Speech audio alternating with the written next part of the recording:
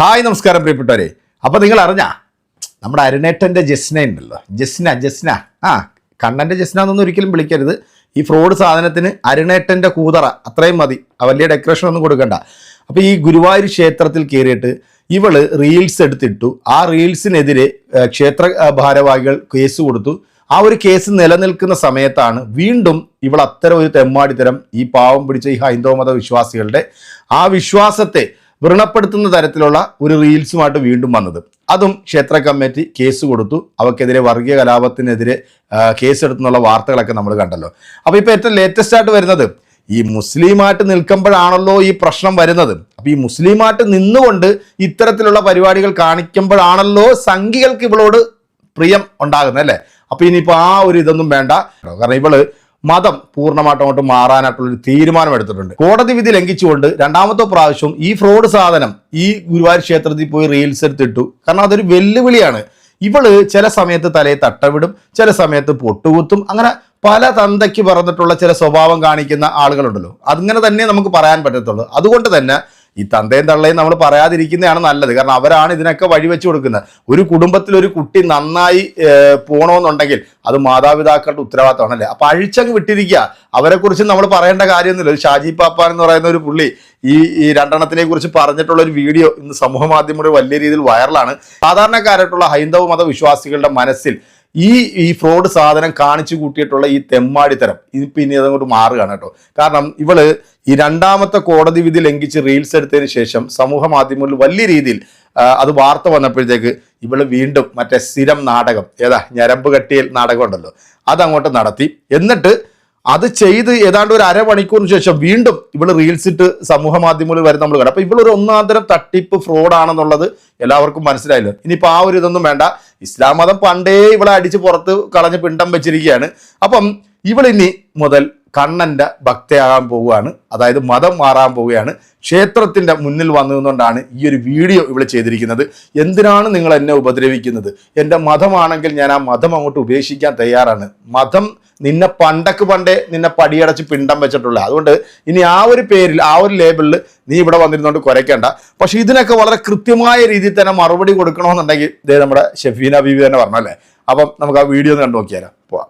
നമ്മുടെ ഗുരുവായൂരപ്പന്റെ സ്വന്തം കിണ്ണത്തി ഒരു കാര്യം പറയുന്നുണ്ട്, കേൾക്കാം. ഞാൻ കണ്ണന്റെ നടയിൽ വന്നതിനാണ് ഞാൻ ഇക്കിടന്ന് അനുഭവിക്കുന്നത്. പലരും ചോദിച്ചു വീട്ടിലിരുന്ന വിളിച്ചാ കേൾക്കൂലേ കണ്ണൻ, പിന്നെ എന്തിനും നടയിൽ വരണമെന്ന്.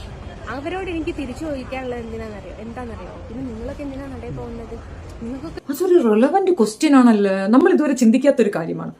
ദൈവം എല്ലായിടത്തുമുണ്ട്. സർവ്വവ്യാപിയായ ദൈവത്തിനെ നിങ്ങൾ എന്തിനാ അമ്പലത്തിൽ പോയി വിളിക്കണം?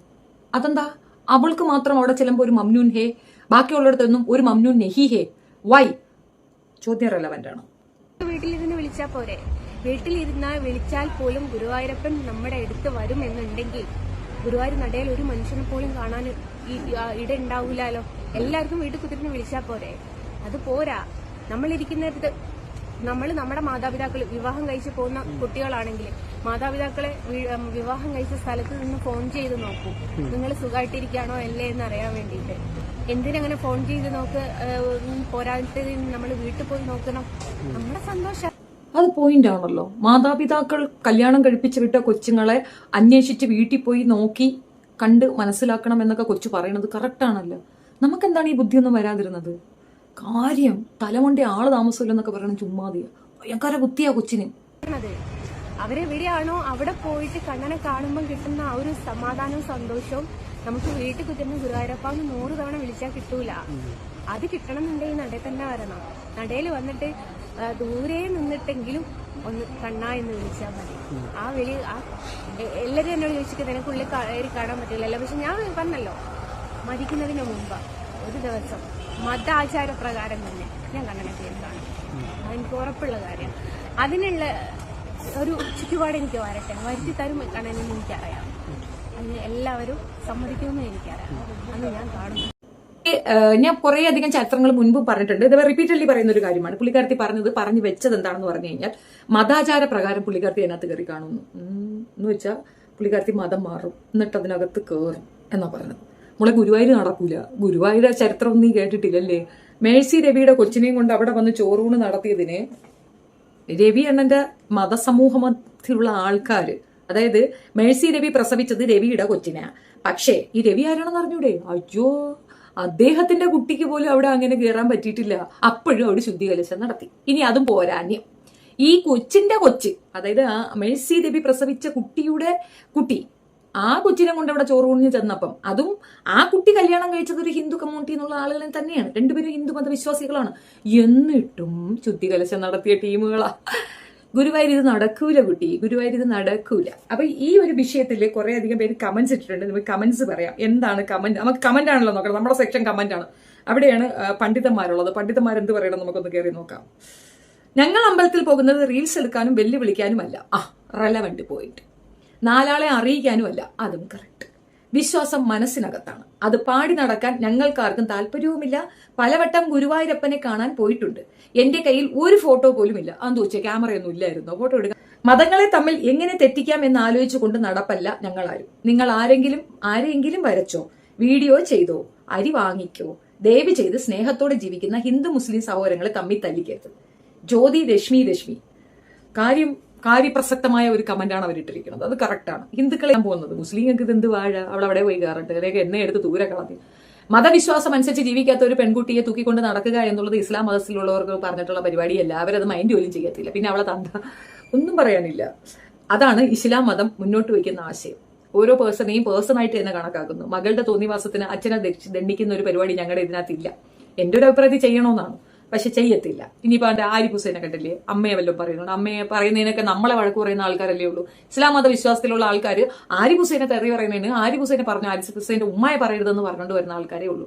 ഹിന്ദു മതവിശ്വാസത്തിൽ കൊച്ച് ഏത് ജാതിയിലേക്ക് പോകും എന്നറിയാൻ കൊതിയുണ്ട്. നീ പട്ടറാവോ, ബ്രാഹ്മണരാവോ, അതോ ഈഴവ പുലവർ, അതോ അതിലും താഴ്ന്ന എന്തെങ്കിലും ആദിവാസി ആ കാറ്റഗറിയിലേക്ക് പോവുക. അല്ല, അറിയാനെ കൊണ്ട് ചോദിച്ചാണ്, അറിയാത്തോണ്ട് ചോദിച്ചാണ്. ഇനിയിപ്പോ ആയെന്ന് പറഞ്ഞ കുഴപ്പമൊന്നുമില്ല. അല്ലയോ ഹിന്ദു സഹോദരങ്ങളെ, നിങ്ങൾ തന്നെയല്ലേ ഇവളെ വളർത്തിയത്? നിങ്ങൾക്ക് അങ്ങനെ തന്നെ വേണം. കിട്ടട്ടെ, രണ്ടും കൂടെ കിട്ടട്ടെ എന്നുള്ളതാണ്. നിങ്ങൾ മറ്റൊരു മതവിഭാഗത്തിനെ അടിക്കാൻ വേണ്ടി അവരിലുള്ള ഒരാളെ ചേർത്ത് പിടിക്കുമ്പോൾ ഓർത്തുകൊള്ളുക, അവർക്ക് നിങ്ങളുടെ രീതി, നിങ്ങളുടെ ന്യായം, നിങ്ങളുടെ നീതി ഇതൊന്നും അറിയത്തില്ല. അവർ നിങ്ങൾക്കിട്ട് തന്നെ പണി തരും. അതായത് ഇരുതല മൂർച്ചയുള്ള വാളുകളാണ് സ്വന്തം കുടുംബത്തിനെയും സ്വന്തം മതത്തിനെയും സ്വന്തം അസ്തിത്വത്തിനെയും തള്ളിപ്പറയുന്ന വാഴകൾ. അത് മനസ്സിലാക്കിയാൽ ഇവറ്റകളെ സപ്പോർട്ട് ചെയ്യാൻ ലോകത്ത് ആർക്കും തോന്നത്തില്ല. കേട്ടല്ലോ അല്ലേ? കൃത്യമായിട്ടുള്ളൊരു മറുപടിയല്ലേ കൊടുത്തത്. നിങ്ങൾക്ക് ഒരു അലി അക്ബർ എന്ന് പറയുന്ന രോമസിംഹന് ഓർമ്മയുണ്ടോ?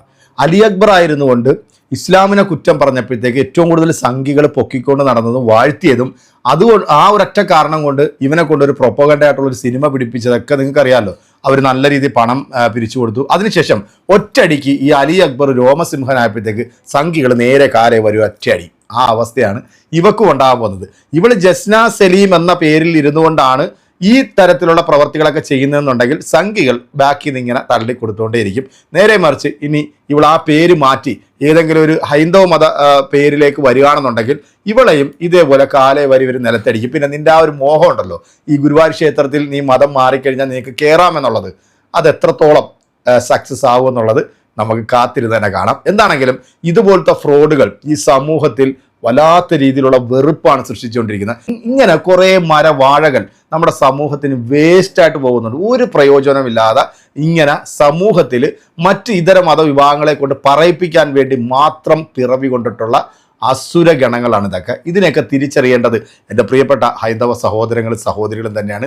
ഈ ഒരു കൂതറ സാധനത്തിന് ആ ക്ഷേത്രത്തിൻ്റെ 7 അയില തടിപ്പിക്കരുത്. ഇവൾ വരികയാണെന്നുണ്ടെങ്കിൽ ചാണാമുഖ്യ ചൂലിന് എൻ്റെ പ്രിയപ്പെട്ട സഹോദരങ്ങളെ അടിച്ച് ഇവളെ കണ്ടം വഴി ഓടിക്കണം. കാരണം ഇത് വിശ്വാസമല്ല, ഇവൾ നിങ്ങളെ ചൂഷണം ചെയ്ത് ജീവിക്കുന്ന ഒരു വൃത്തികെട്ട കൂതറ സാധനമാണ്. കാരണം ഇവളുടെ കാര്യം നടന്നു പോകണം. അതിനി ആരെ ചവിട്ടി താത്തിയാലും പ്രശ്നമില്ല എന്ന് പറഞ്ഞ് നടക്കുന്ന ഈ ഫ്രോഡിനെയൊക്കെ തിരിച്ചറിഞ്ഞില്ല എന്നുണ്ടെങ്കിൽ നഷ്ടം നിങ്ങൾക്ക് തന്നെയായിരിക്കും.